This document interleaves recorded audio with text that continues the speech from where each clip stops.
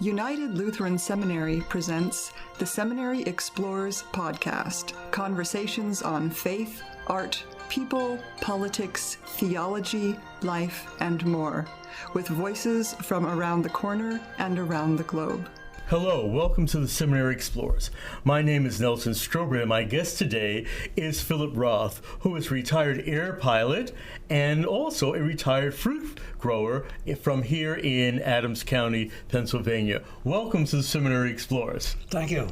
To begin with, our conversation is centering around something that you did a few years ago that you just published in a new book entitled A Pax Adventure, 1954 through 1956. So my question to you is, what was the Pax program? Yes, Mennonites, along with Quakers and Brethren, as a core belief, take a steadfast position on peace, that is, nonviolence and non-aggression. And a second core value is to be of service to humankind.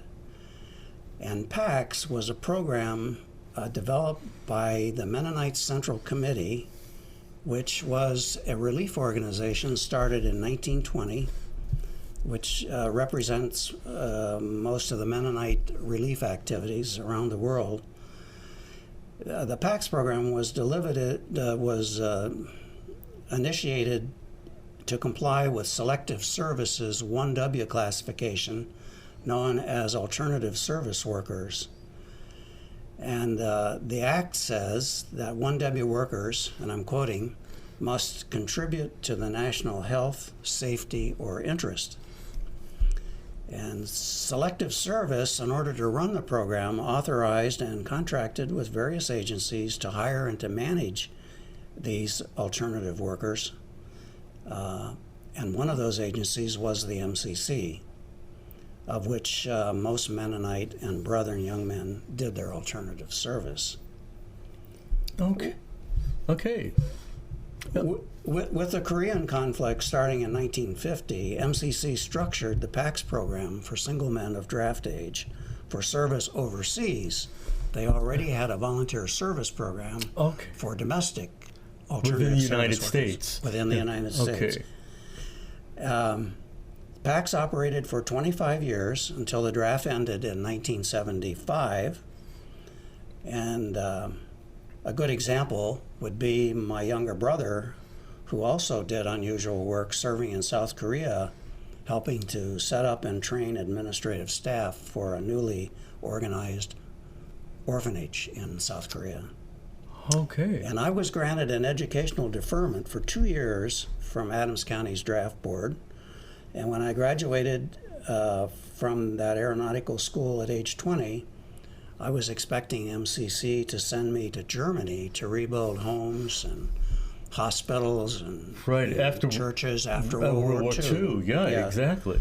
But at the last minute, as I explain in the book, we could change to South America. Oh, okay. And you were involved in a number of projects there, correct? That's correct. Yeah. Could you describe some of those projects? Well, the major project was in Paraguay. There were 3 colonies. The first one was organized in 1927, and the second one was in 1930 when Russia, after the revolution in 1916, was shutting down immigration from the country. And in 1930, there was a worldwide depression, and the United States and Canada and most developed countries around the world were not accepting immigrants. So the MCC fronted the transportation and the colony in Paraguay for those Mennonites and others who wanted to leave Russia. Oh, okay. Just before Russia closed the door to immigration. And then again in 1947, there were Russian refugees of German heritage trapped in Germany, but Germany was essentially destroyed after World War II. So in 1947, they were also moved by MCC to Paraguay. Oh, okay. Roughly 12,000 people in Paraguay in 1955. Oh, I see. And then one of your projects was the road building initiative. Yes, the colonies were located about 250 statuette miles from the Asuncion, which was the point of their market, and they had no way to really get their markets except by horse and wagon. Oh my, that would have taken a long time. Well, to a railhead, 47 miles to a railhead, then 90 miles on a railroad, and then another 100 some miles downriver. Oh, okay. So the road project was an important piece. It was indeed. It was economically necessary in order for the colonies to survive. Okay. And how were you oriented to the program? Well, MCC had this problem. How were they going to train 10 farm boys to run heavy construction equipment? And so they cut a deal with a renowned equipment manufacturer called R.G. Letourneau in Longview, Texas, to train us. And the deal was that we had 2 weeks in Texas, then we were flown to Peru, and we worked 6 months in Peru building a jungle road, and then transferred to Paraguay. Okay, I think when I think about that type of adventure, I think of you have to be young to be able to want to explore. And when you just mentioned the jungle, that sort of frightens me, and might frighten our listeners as well. Well, it was indeed a new experience. I would say I wasn't frightened except for at night. It's incredibly impossible for anyone to imagine that both the volume and the strangeness of the wildlife in the jungle at night. Oh, okay. That was about the only thing that I was really concerned about. Well, we had no real reason to be in the jungle at night, so. Okay, I think I would not get too much sleep. I just don't think so. As you look at the men, the young men who were chosen for the group, can you think of the criteria they used? Well, we were quite an assorted bunch. There were 4 college graduates. But the oldest was 27, and I was among the 4 that were only 20. I think I don't really understand the majority of us. Of course, out of 10, we were all farm related, so we were used to running farm tractors and equipment. And exactly. It was a fairly easy step up to running heavy tractors and bulldozers and turnipulls, graders. Okay, language that is totally foreign to me, growing up in Brooklyn, New York, I tell you. Okay. When you think about that experience and you write about this experience, how do you think the experience changed your life? Well, I think as I think about it, the experience probably reinforced and intensified the values that I'd been taught from childhood. All those moral things like unconditional kindness and humility, to be generous and helpful. And in a material sense, I guess it reinforced my earlier childhood experiences to be frugal and materially conservative. The colony people, for example, were ethnically German, and they were very resourceful and self-reliant. They tend to fix their own problems themselves, and at home in North America, we have a tendency to look to others or call to someone else to fix things. I think I learned to do things myself and to lean less on other people. It's interesting. After 2 years in Paraguay and Peru, coming home, the thing that I remember struck me the most was how wasteful we North Americans were. Yeah, for example, we had to shower in 1.5 gallons of water. And I can't imagine anybody shower in 1.5 gallons of water. Persistent biting insects and rampant ant infestations. We had to put a cup of water or set the bedposts in a tin can partially filled with water in order to keep them out of the beds. And we were just generally unprepared for weather extremes. I remember never feeling so cold, even in temperatures slightly above freezing. Oh, right. Yeah. Well, yeah, because in the United States, we're usually prepared, through the weather reports to know what's going to happen. And, there, you don't have that type of communication. So, yeah, I can understand that. But following along, in terms of communication, you're away from family, and these were in the days before email, before texting, and before cell phones, and even the widespread use of telephones in many areas. How did you communicate with your family? Well, the only way was letters. There was the telegraph, but that was expensive. So letters took 10 days one way, back and forth. So it was, you had, even if the recipient replied immediately, that was a 20 days to make a cycle. Almost a month. Yeah. Almost a month. Yeah. Yeah, I guess I wonder how your family felt about what they were thinking as time went on and communication was so delayed. Well, I've heard my siblings say that letters from me were a big deal. Oh, okay. The importance of letters, and in this day and age, we don't. Letter writing is a lost art in many ways, and here, in terms of keeping up with you and what you were experiencing, the letter became the important communicative vehicle. Yeah, the other thing was we sent, in those days we had Kodachrome film, so all my pictures were sent to Kodak for processing and then directly home. So I never saw the pictures that I took, and of course they'd see these pictures, but they had huge questions about exactly what it was. I bet, I'm sure. Every now and then I'd get a letter from my dad especially, who would say, well, this particular picture of such and such or this kind of machine was underexposed or overexposed.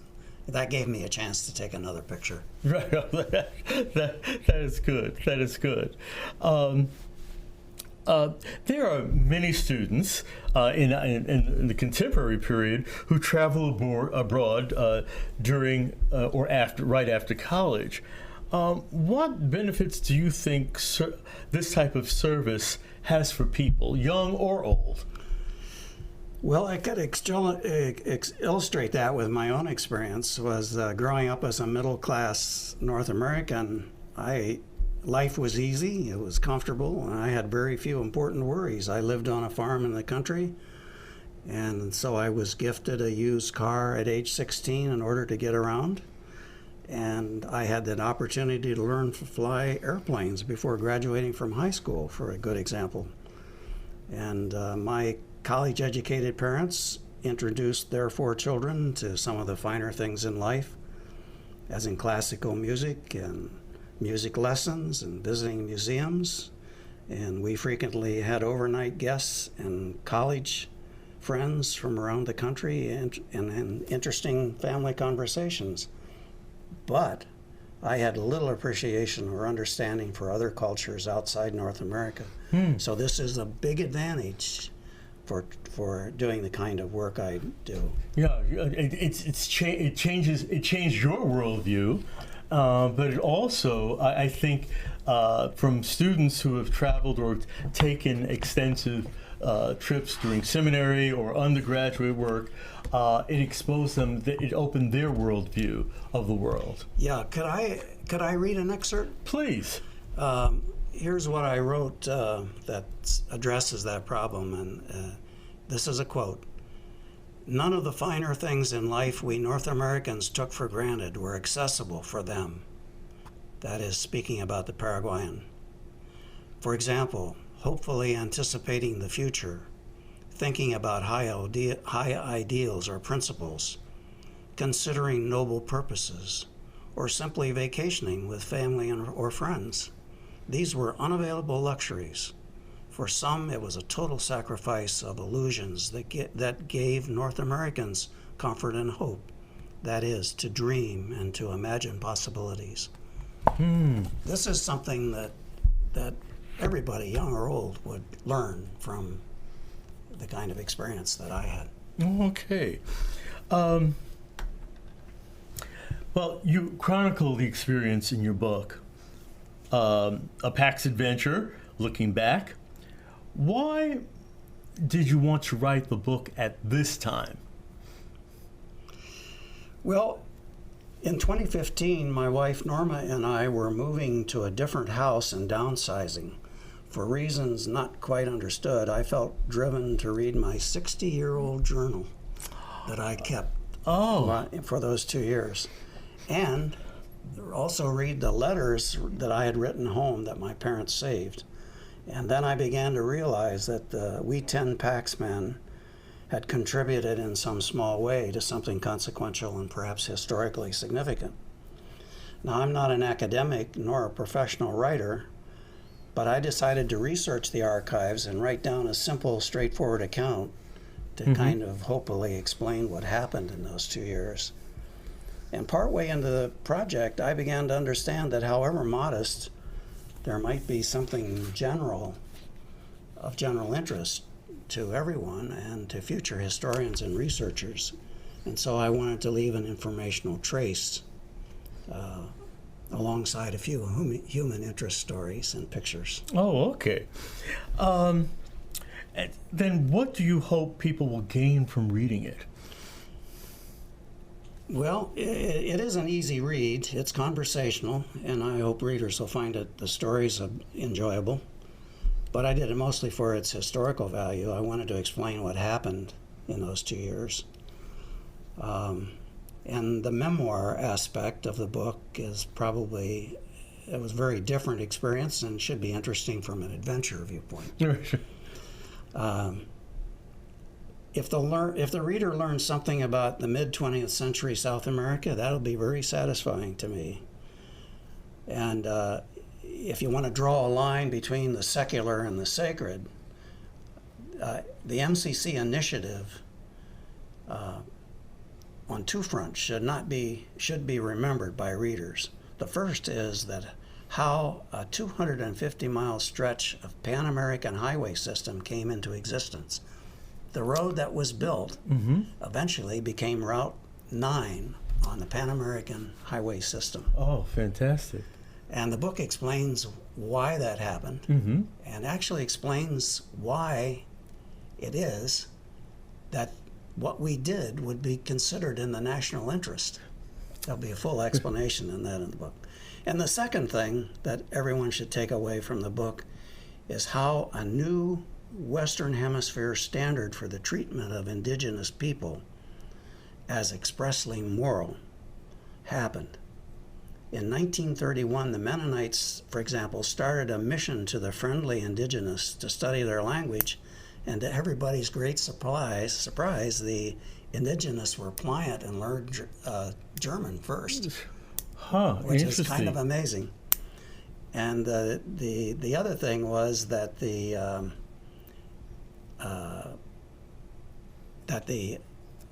didn't remove the indigenous to a remote location of poor land, and it now these many years later, the Caucasian settlement actually extends and encompasses the indigenous settlement. Oh. So that the indigenous are now part of the community. Okay. So these are things that are pointed out in the book. Right. It changed the demographics. It really did. That's right. Well, I can't believe that our time is up, and I just want to thank you for sharing this adventure that happened to you in your early 20s, and certainly, hopefully, will bring memories to those of us who were traveling abroad, South America, Europe, Africa, during that same period, or even now. My guest today has been Phil Roth, who is the author of A Pax Adventure, Looking Back. You have been listening to from The Seminary 1954 Explores, to a production of United 56. Lutheran Seminary with for the campuses Seminary in Explorers, this Gettysburg, is Nelson Pennsylvania, Strober. and Thank you. Have a Philadelphia, good day. Pennsylvania. We invite you to visit our website at unitedlutheranseminary.edu. Opinions expressed on this program are not necessarily those of United Lutheran Seminary or the Evangelical Lutheran Church in America.